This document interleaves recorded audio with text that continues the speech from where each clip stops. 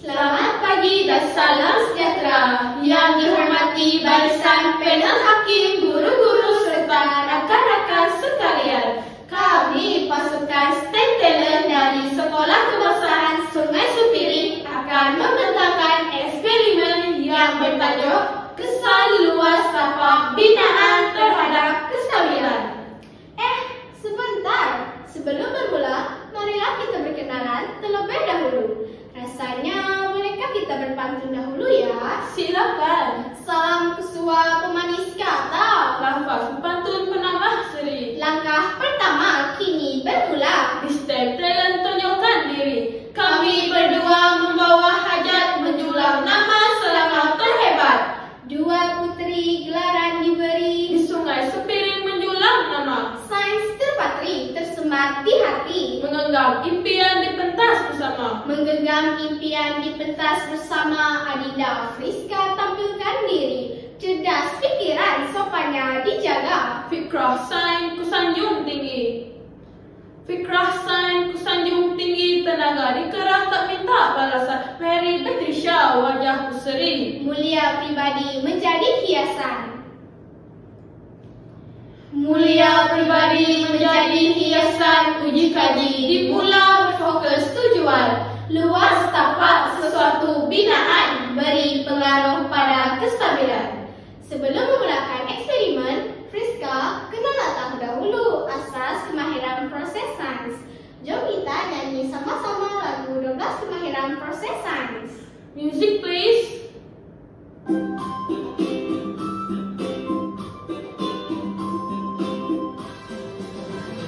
Kemahiran proses sains 12 jumlahnya. Memerhati, mengelas, mengukur dengan nomor. Lagi jangan dilupa buat infrastruktur. Berkomunikasi yang keenamnya. Hubungan terpenting itu ruang dan masa. Juga mentafsir data dari gambar rajahnya. Definisi secara operasi pun juga dikaitkan dengan gerak balasnya.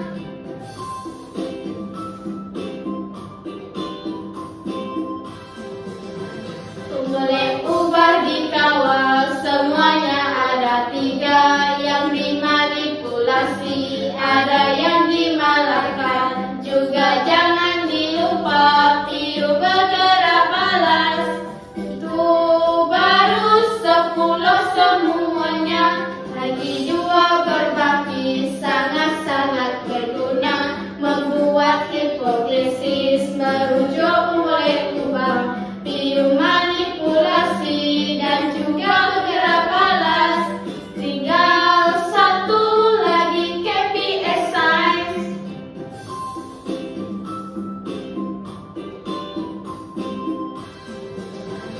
Eksperimen dibuat menggabungkan semua 12 KPS menjadi kemahiran. Rancang penyiasatan, hipotesis dibuat, kesimpulan baru kita selesai. Wah, rupanya kita sudah tahu 12 kemahiran proses sains yang perlu dipahami sebelum memulakan eksperimen. Kalau itu, jom kita mulakan Eksperimen kesan luas tapak binaan terhadap kestabilan. Dalam eksperimen ini, kita ingin mengkaji bagaimana luas tapak sesuatu binaan mempengaruhi kestabilannya. Adakah luas tapak yang lebih besar, lebih stabil, atau sebaliknya? Tapi kan, apa masalah yang ingin kita selesaikan hari ini ya, Mary? masalah utama yang ingin terselesaikan ialah adakah kestabilan sesuatu binaan akan meningkat atau menurun jika luas tapaknya berkurang. Ini adalah persoalan penting kerana kestabilan merupakan faktor utama dalam struktur seperti bangunan, jambatan, dan menara.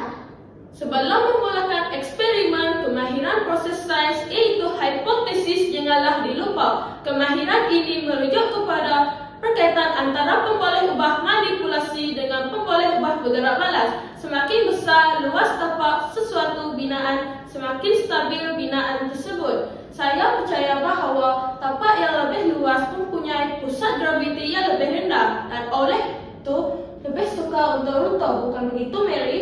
Sabar, hipotesis belum boleh diterima selagi eksperimen belum dilaksanakan. Coba lihat di atas meja ini.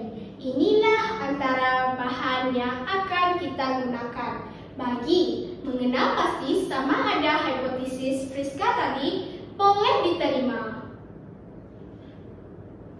15 bekas plastik, Sama size, oke? oke, jam randi, dan papan beroda. Bekas plastik digunakan sebagai menara, papan beroda sebagai tapak, manakala jam tangan digunakan untuk mengukur massa sehingga binaan runtuh. Semua bahan dah ada. Jom memulakan eksperimen. Mula-mula kita susun bekas plastik di atas papan beroda untuk membentuk struktur dengan luas tapak yang lebih besar dan jangan lupa labelkan dengan tanda E. Sekarang coba Friska buat satu menara lain, tetapi coba kecilkan luas tapak menara. Baiklah, bekas plastik yang lain ini saya akan susun mengikut struktur menara yang lebih kecil. Dan saya akan labelkan dengan tanda B. Bagus Friska, sekarang kita akan menggerakkan sedikit papan beroda dan jangan lupa catatkan massa sehingga binaan runtuh. 1, 2, 3.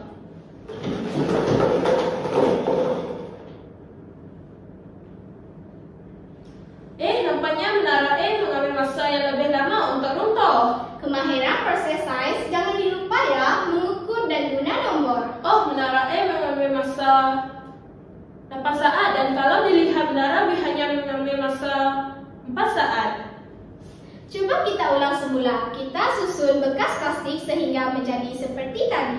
Hati-hati ya.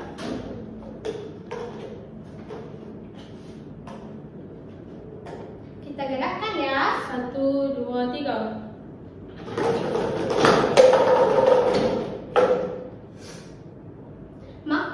Nampaknya keputusan adalah sama. Menara dengan luas tapak yang lebih kecil mengambil masa lebih singkat untuk runtuh. Maksudnya, hipotesis yang dibuat oleh Friska tadi boleh diterima.